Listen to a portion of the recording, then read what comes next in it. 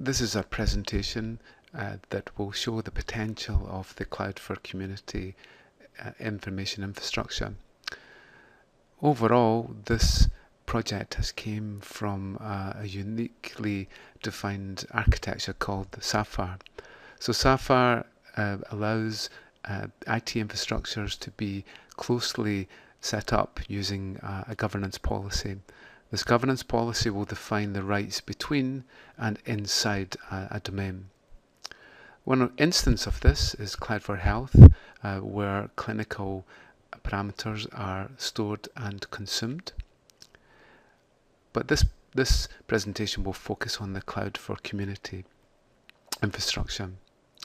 And our vision is that we are creating a scalable, secure and robust information architecture for social and healthcare, with a particular focus around the citizen and their family.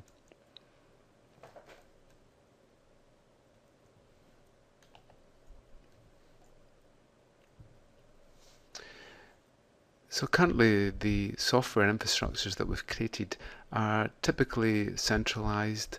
They're not really integrated together with other systems. They also tend to be ad hoc, are more professional focused, typically reactive to concerns and issues, and there is often limited access to records. As we move into an information age, we'll see a redesign of the software infrastructures that we get, especially with a focus on distributed social and healthcare, and ones which are more holistic, focusing on the individual and their needs. It will thus be person-focused and hopefully will be preemptive in its approach, so that it can actually predict things that are going to happen that could cause harm and risk, and to try to deal with them. And there'll be more engagement with families and their circles of trust.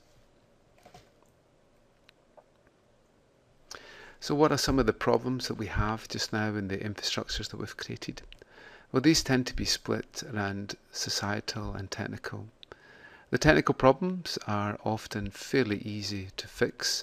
We have static records that we create. It's very difficult to make them dynamic.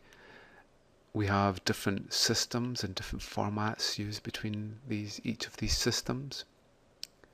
We have limited and difficult access to our systems, and often there's a lack of trust in the access that we have. There's possibly poor access to control the data, and data is often aggregated and the context is lost of the original data as it was captured. The more difficult areas to solve are the societal issues, and with this we have a general problem between a lack of integration between health and social care. This is especially seen within primary and secondary care, and also with assisted living. So more and more we need to make sure that data can flow across these different boundaries in order to reduce the risk to individuals. There's also now a requirement for 24/7 support, typically around high risk and clinical alerts, with some sort of real-time response happening. With our infrastructures that we have just now, it is possible to automate some of this process so that it makes it easier for human resources to be handled. There is also a lack of information sharing across the public sector, and this is obviously a major challenge for the UK and for Scotland just now. And this tends to be between health and social care, and also at other boundaries between primary and secondary health care, into third sector organisations, and then between police and education. Along with this, there's actually a strong demand to consume health and social care data, so either from the consumer, the citizen themselves, or for government departments to make sure that health and social care facilities are actually set up properly. Along with this, industry is demanding information that could be used to better improve products and so on. And then finally there's there's a lack of integration with carers, trusted people and families. The systems that we've created have been typically focused on the social and healthcare professionals, and it has been difficult to integrate carers, trusted people and their families. So if we can solve each of these areas, then we will be able to build new holistic care systems which are much more targeted on the individual and can reduce risk overall.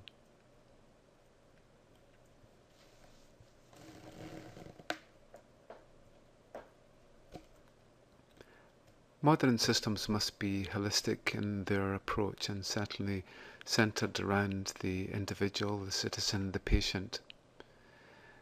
And there are many stakeholders involved if we have to analyse the systems that we create. And in this case, we're focusing on the child at risk. The child at risk has their associated family. And then along with this, we have a named person who will typically take responsibility for the child and their care. There might be concerned individuals about the child. And then we might call in a lead professional who will look after the action plan for that child at risk. And really the challenge is to try and integrate each of the community partners to make best effect of the focus on the child. For this, we will see information sharing between each of the different community partners, such as between social care, healthcare, education and law enforcement. Data itself is unlikely to be centralised, so that data will exist in each of the domains and will be managed by that domain. And then we create information sharing policies which allows us to share the information that's required at a specific time. So the whole system becomes dynamic.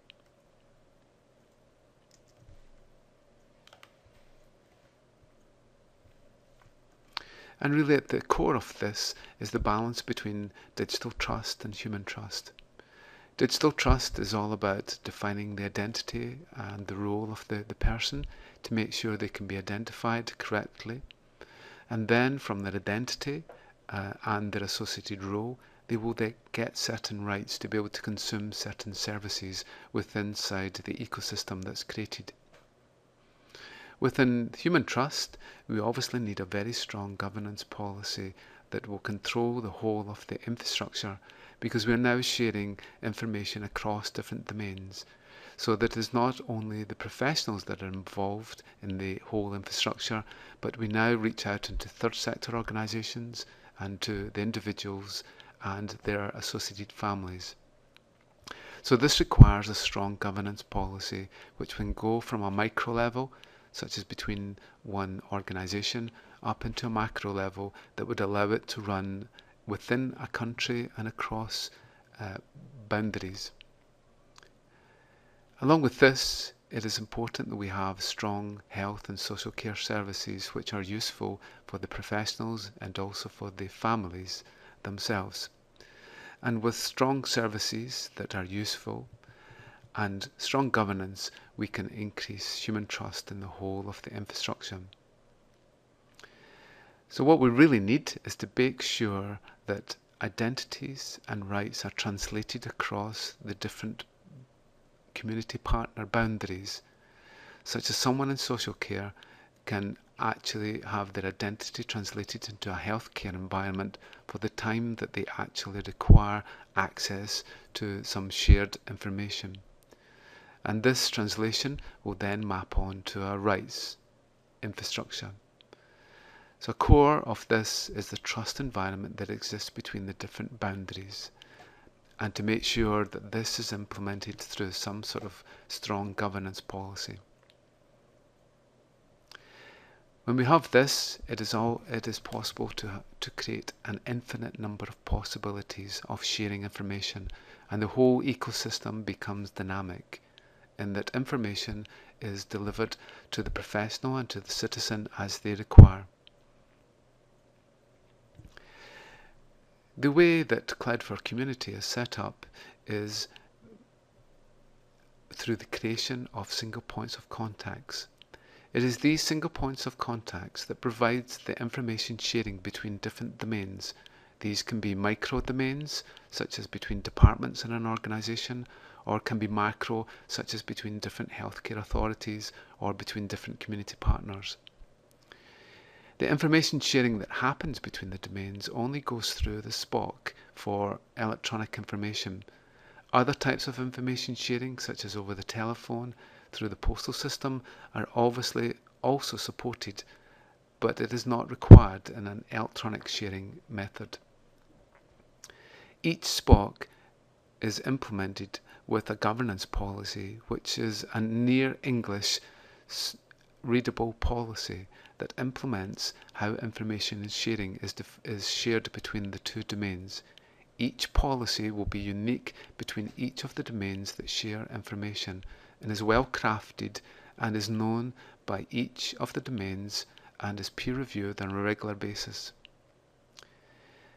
Each domain then can use a federated identity management system so that someone from one domain can actually log in to the federated identity system that they require. For example, the educational domain could log in through Google and then have some other form of identity checking. And if this was trusted by the other domain, then they will be allowed rights into that domain.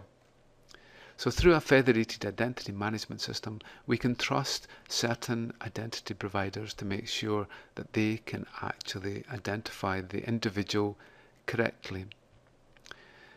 The identity will then, through the SPOC, be mapped to a role.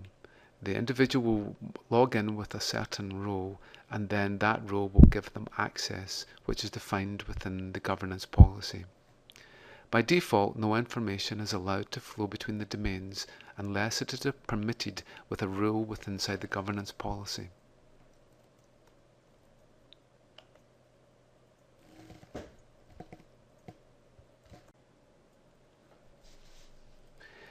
So, how might we integrate with the current focus around GiRFEC?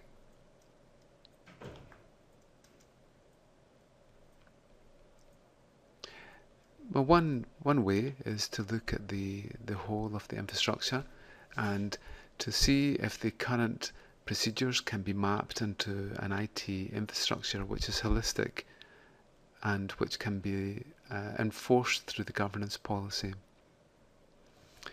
So if we look at GiRFEC, then we see there are 4 main stages that occur between the midwife onto the health visitor, the primary school, and then on to the secondary school. At each of these stages, there is a named person associated with the child, and it's the named person who is responsible to be able to understand the risks that the child faces. So there is a possibility for breakpoints in the document that is compiled through aggregated concerns.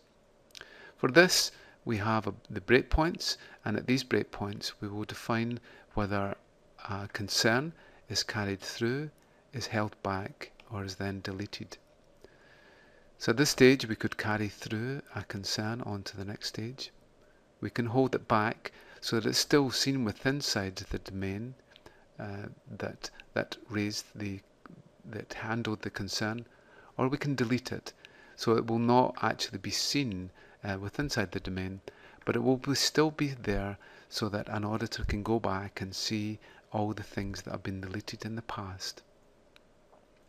In this way, there is a formal handover between each of the stages that happen within inside the child's career, and this gives an opportunity to review the whole of the time within inside that stage of the child's life.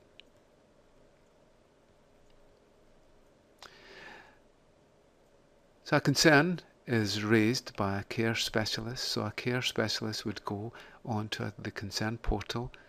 They would identify themselves correctly and then be able to identify the child and the concern that they have through a concern form.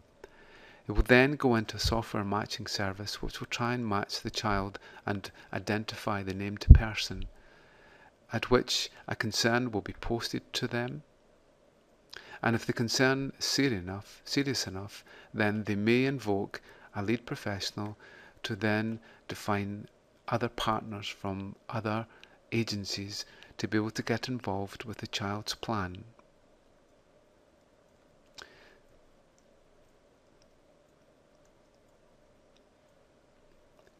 At the handover, there can be the possibility of an arbiter who might take the handover document from one of the stages and review it, make sure that things have been sent over correctly, and then once that's agreed, they will hand it on to the next stage. And again, there will be a review process that will define if it's been handed over correctly. So it's possible to hold back certain things, as was said previously, and also to delete them.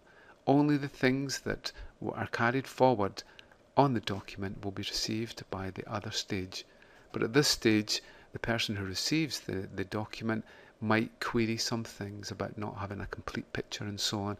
So the arbiter is there to make sure that the handover happens correctly. There is also the possibility at certain stages to be able to do interim reviews, such as within every 6 months or every 1 year, where we can have a handover document which will be formally reviewed inside a certain stage. In that way, the document can be continually refined. But everything that is held back and everything that is deleted can also be seen by an auditor, so that lessons can be learned for the future. Okay, so the key thing is that we have the named person who will look after the child plan and might invoke a multi-agency approach. And these become partners to the plan.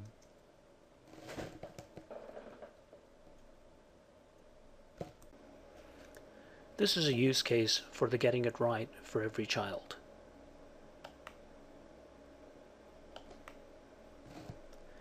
The scenario is based on a fictitious family, a child, Melody, and her parents, Chris and Jane. Shirley is a nurse with some concerns about Melody. Sarah is a nurse at the public health center and is Melody's named person. Margaret is a social worker who is designated as a lead professional later on in the scenario. Shirley wants to let the named person know about concerns that she has about Melody and decides to submit a concern form. She logs on to the GiRFEC system to submit a concern form. The concern is transmitted through the ID matching service to Melody's named person, Sarah. Sarah then receives a text message from the system to notify her that a new concern form has been submitted. This message is generic and does not contain any personally identifiable information. Sarah then logs on to the GiRFEC system as a named person to read the form. Other than the actual content of the form, she sees the sender's details and can get in touch to receive further information from Shirley if she wishes. Sarah, the named person, can resolve the concern within her own agency or can decide to include specialists from other agencies. If she feels that a multi-agency approach is appropriate, she can either take on the role of the lead professional herself or designate this to another specialist, as in this scenario. In a multi-agency scenario, the lead professional is the owner of the child's plan, which is a single living document. The lead professional can define the access rights to any part of the child's plan. By default, all partners to the plan, including the family, can view the child's plan in its entirety.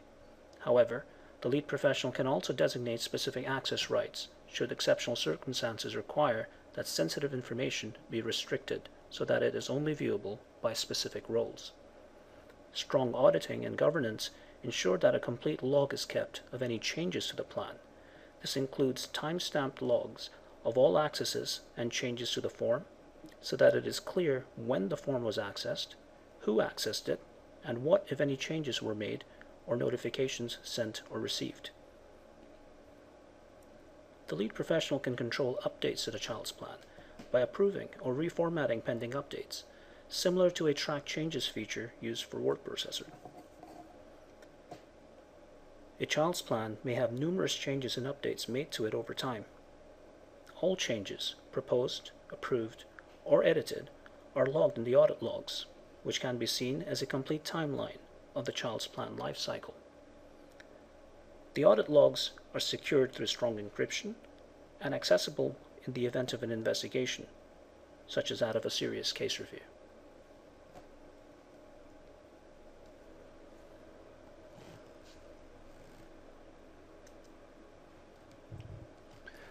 So how might we collaborate? So the focus on the next stages of the project is around creating a scalable, robust and secure infrastructure with strong governance. Overall, this is a non-for-profit research project which is fully supported by the research group and a strong collaboration network with inside Scotland. It's based on a peer-reviewed architecture and aims to integrate with existing work practices. So our focus is really on identifying 2 or 3 partners which we can collaborate to build a scalable solution for GiRFEC. Stage 1 will be to define the inter and intra-domain pilots for GiRFEC. Inter means between the different community partners, and intra defines the roles and rights within a domain.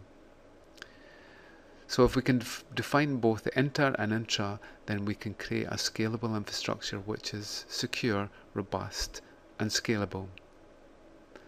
We would then aim to roll out this infrastructure, making sure that we have a strong infrastructure which is useful and which involves all the key stakeholders, and then roll that out across the partners. At the 3rd stage, we'd be looking for a large-scale commercial rollout of the solution and hopefully create the best practice use cases for it.